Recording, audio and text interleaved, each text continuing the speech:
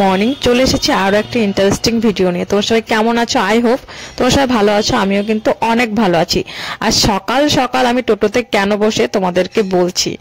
আমি খাওয়া দাওয়া হয়ে গেছে, চান হয়ে গেছে, এখন বাজে কত 11টার মতো। সকাল কিন্তু মোটেও নেই, বাট আজকে না সেরকম রৌদ্র ওঠেনি, তাই ভাবলাম পরের কাজটা আগেই সেরে আসি। অ্যাকচুয়ালি আমি যে মেডিসিনগুলো নিচ্ছি, মেডিসিনগুলো না শেষ হয়ে গেছে, তার জন্য ভাবলাম ঠিক আছে আমি নিয়ে আসি, কারণ সকালের একটা টাইম ছিল। সেই মেডিসিন যে ফার্মেসি থেকে ওষুধ নেই, সেই ফার্মেসিতে না অনলাইন মানে পেমেন্ট হয় না, আর আমার কাছে তো ক্যাশ থাকে না, বড় আমাকে ফোন পেতে টাকা পাঠায়।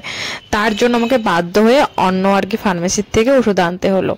আসার পথে দেখি রাস্তার পাশে না অনেক সুন্দর সুন্দর আর কি দোকান বসেছে। অলওয়েজ এখানে দোকানগুলো, আমি আগে না এখান থেকে কখনো আর কি কোনো জিনিস কিনিনি। আমি জাস্ট জিজ্ঞাসা করলাম, আচ্ছা কাকু এই জুতোগুলোর দাম কত? আমি তো জাস্ট শুনে অবাক হয়ে গেছি। মানে 100 টাকা করে, তুমি যে জুতোই নিবে 100 টাকা করে জুতো। এত সুন্দর সুন্দর ডিজাইন, কি আর বলবো, 100 টাকা হিসাবে একদম বেস্ট ডিজাইন। বাট যেগুলো পামশো সেগুলো শুধু 150 টাকা। এই দেখো কত সুন্দর সুন্দর জুতো। আমি ওইখানে কিছুক্ষণ দেখে আমি আবার চলে এলাম। যদিও আমি একটা জুতো কিনেছি, তোমাদেরকে পরে একদিন দেখিয়ে দেবো যে কোন জুতোটা কিনেছি। 100 টাকা বলেই কিন্তু আমি কিনলাম। আর কিছুটা পর আমি হেঁটে হেঁটে আসি। আমার না হাঁটতে ভীষণ ভালো লাগে এই শহরের মধ্যে দিয়ে। তো তোমাদের কিরকম লাগে? আর অনেকেই হেঁটে হেঁটে যাচ্ছিল, আমার সেরকম কোনো প্রবলেম হয় না। আমাদের বাড়ি থেকে কিন্তু বাজার ততটা দূরে না, আর আমি বাজারেও যাইনি, গিয়েছিলাম রাসমেলার মাঠের ওইখানটায় আর কি মেডিসিনের দোকানটা ছিল। তো আমি এখন হেঁটে হেঁটে আসি। হেঁটে হেঁটে আসার কারণ কালকে তো বাড়ি থেকে বের হইনি, আর আমার না এই শহরের মধ্যে দিয়ে হাঁটতে ভীষণ ভালো লাগে, তার জন্যই কিন্তু হেঁটে হেঁটে আসছিলাম। আরো একটা মেন কারণ আছে, মানে আমি যেখান থেকে এসেছি ওইখান থেকে না আমাদের রোডে টোটো পাওয়া যায় না। একটু এগিয়ে আসলে ভাড়াটাও পুষিয়ে যায়, গায়েও লাগে না, একটু দামও বেশি চাই একা একা আসলে, এটাই আর কি বেশি প্রবলেম। তো আমি বরের দোকানে এসে পড়েছি। বর আমাকে কিনে দিল তিলের খাজা। তো আমি যখনই ক্যামেরা করি বর কিন্তু লজ্জা পায়। আগে আমি ওই দিকের কাজটা আর কি সেরে আসলাম, আমার তো ঘরের অবস্থা একদম শেষ। তো আমি আরো একটা কাজ করব, চলো আগে গিয়ে ওটা করি, তারপরে ঘর গোছানো যাবে। মানে এখন বাজে 12টা 5। তো চলো একটা জিনিস বানাবো, তোমাদেরকে দেখাবো যে আমি কি বানাচ্ছি। তো চলো পুরো ভিডিওটা দেখতে থাকো, আশা করি তোমাদের ভালোই লাগবে। খুবই একটা ইম্পর্টেন্ট জিনিস বানাবো। তো চলো, সোয়েটারটা আমি আর কি চেঞ্জ করে নিলাম, কুর্তি আমি চেঞ্জ করে নিয়ে ওভাবেই গিয়েছি, যেহেতু আমাদের শহর কোচবিহার, আমরা আবার কি সেজে গুজে যাবো। এই দেখো আমি একদমই আর কি মানে অত আমি সাজতে ভালোবাসি না, আমি সিম্পল থাকতে সবসময় ভালোবাসি। জাবরা সাজ আমার একদম পছন্দ না। তো চলো আগে জিনিসটা বানাই।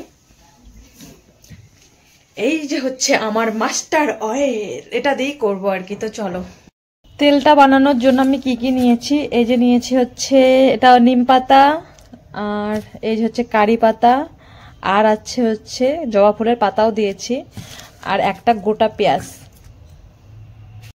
ভাবলাম এতে একটু 1 চামচ মেথিও দেওয়া যাক, মেথি তো চুলের জন্য খুবই উপকার। তোমরা তো দেখলেই আমি এর মধ্যে কি কি উপকরণ দিয়েছি, আমি সবগুলোই সুন্দর করে ধুয়ে নিয়েছি। আবারও তোমাদেরকে একবার বলে দেই, নিম পাতা, কারি পাতা, জবা ফুলের পাতা, দেন পেঁয়াজ সুন্দর করে ধুয়ে আমি আবার গামছা দিয়ে ভালো করে মুছেও নিয়েছি, এতে যেন এক্সট্রা কোনো পরিমাণে জল না থাকে। দেন এটাকে আমি মিক্সি করে নিলাম। পেঁয়াজের মধ্যে কিন্তু একটু স্যাঁতস্যাঁতে ভাব থাকে, আর হালকা তো পরিমাণের জল ছিলই, তার জন্য আমার বাটাটা এরকম হয়েছে। আমি কড়াটা অনেকক্ষণ আগে বসিয়ে দিয়েছি। জলটা কড়ার মধ্যে কোনো যদি জল থাকে তাহলে দেখবে তেল দিলে না ছিটকিয়ে আসে। আর দেখো তেল গরম হয়ে গেছে, এখন দিচ্ছি আমি সেই আর কি আমার মিশ্রণটা আর কি আমি যাই হোক বানিয়েছি যেটা, সেটাই দিচ্ছি। আর পকোড়া ভাজছি, এরকম দেখাচ্ছে যে পকোড়ার মতো। আর 10 মিনিট এটা উনানে রাখার পরে এরকম হয়েছে। 10 মিনিটের মধ্যে আমি রেখেছি, আমার মনে হলো 10 মিনিট রাখলেই হয়ে যাবে। এটার থেকে একটা না সুন্দর আর কি স্মেল বেরোচ্ছিল, আমার মনে হলো যে হয়ে গেছে।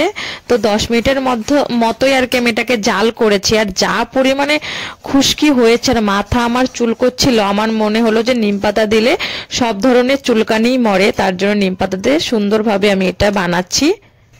তেলটা ঠান্ডা হোক ততক্ষণ আমি আমার ঘরটা আর কি গুছিয়ে আসি। আজকে না কেমন জানি লাগছে আর কি ক্যামেরাটা, মাঝে মাঝে রৌদ্র আছে, মাঝে মাঝে রৌদ্র। আমাদের ঘরের অবস্থাও শেষ, উঠানের অবস্থা দেখো, এখানে বালি, এখানে সিমেন্ট, জায়গায় নেই, ঘরও একদম বালি বালি হয়ে গেছে। ঘরের কি অবস্থা, আমি গিয়েছিলাম একটু ডক্টরের কাছে, কত কিছু যে বের করে রেখেছি, এগুলোকে এখন ঢুকিয়ে রাখবো। দেখো আমার কিন্তু বিছানা গোছানো হয়ে গেছে, তোমাদেরকে আর ডিটেলসে দেখালাম না, প্রত্যেকদিন বিছানা গোছানোর কি দেখাবো, কারণ অনেকটাই টাইম লেগে গেছিল। এখন আমি বিছানাটা সুন্দর করে আর কি ঝেড়ে নিচ্ছি। আর এই পাশে ড্রেসিং টেবিলটা মানে সেরকম নোংরা হয়নি, কারণ আমি ওষুধ এনে মাত্র আমি ড্রেসিং টেবিলের উপরে রাখলাম। আমাদের ঘরে তো সেরকম আর কোনো জিনিসই নেই, তোমরা তো জানোই, খুব ছোট্ট একটা ঘর, এদিকের জিনিস ওদিকে হলেই মনে হয় কি এলোমেলো হয়ে আছে। তো আমি ড্রেসিং টেবিল আমার গোছানো হয়ে গেছে, এখন ঘরটা ঝাড়ু দিয়ে নেব। এই ছোট্ট ঘর হলেও না এক হিসাবে সুবিধা আছে, একটু আর কি কাজ করলে হয়ে যায়, কিন্তু সব সময় গুছিয়ে রাখতে হয়। ছোট্ট ঘরের এটা কিন্তু অনেক বড় আর কি প্রবলেম, যদি নোংরা থাকে তাহলে দেখতে একদমই ভালো লাগবে না। বিছানা গুছিয়ে এসে দেখি আমার কিন্তু তেলও ঠান্ডা হয়ে গেছে। অবশ্যই তোমাদেরকে বলবো, আমি যদি উপকৃত হই তো আমি তো নিজের জন্যই বানাচ্ছি, আমার মনে হয় ভালো হওয়ারই কথা, এখন ভগবান জানে। তো আমি ছাকনা দিয়ে সুন্দর করে ছেঁকে নেব, তাহলে তেলের মধ্যে কোনো আর কি গুড়ি গুড়ি থাকবে না।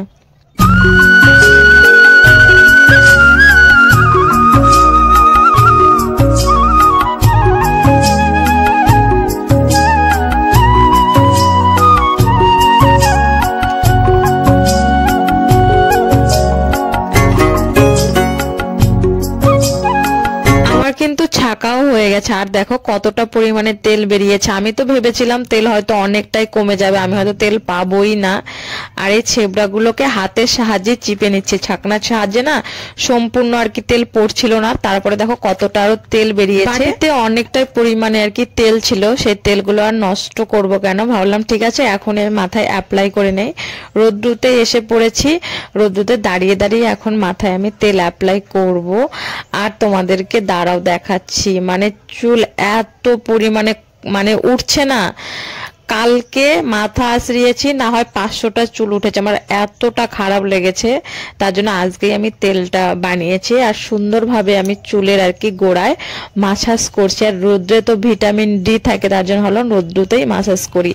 আর ঠান্ডার দিনে তোমরা নারকেল তেল দিলে দেখবে গলাটা কিন্তু বসে যায়, তোমরা সরিষার তেল দেবে সেরকম কোনো প্রবলেম হবে না। মাথাটা একটু ভারী ভারী হয়, কিন্তু দিতে দিতে অভ্যাস হয়ে গেলে সরিষার তেলটাই হয়তো ভালো।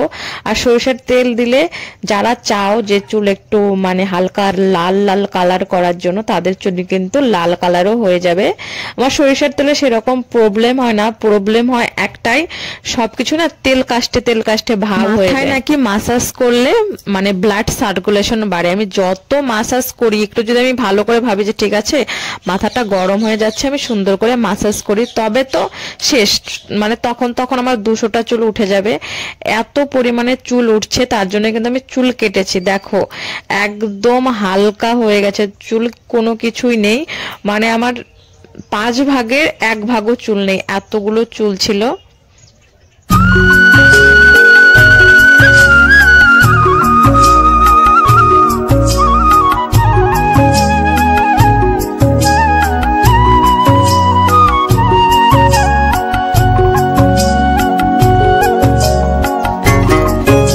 আমাদের বাথরুমটা ভাঙার পরে কাজ করতে যা অসুবিধা হচ্ছে, দেখো শুধু একটা তেল বানিয়েছি, তার জন্য কতগুলো বাসন হয়ে আছে, বাসনগুলো আগে মেজে নেই, মানে জলও ফালানো যায় না, এই অল্প জায়গার মধ্যে কাজ করতে প্রচন্ড অসুবিধা হয়। তো ঝটপট করে বাসনগুলো মেজে নেই, তারপরে আরো অনেক কাজ আছে, ঘর উঠানো, ঝাড়ু দিতে হবে, আবার রান্নাও করতে হবে দুপুরে। আজকে সকালে সেরকম কোনো কিছু রান্না করা হয়নি, মানে রুটি চা খেয়ে রাত্রের খিচুড়ি ছিল, আমি আর আমার বর খেয়েছি, দুপুরে আবার রান্না করব।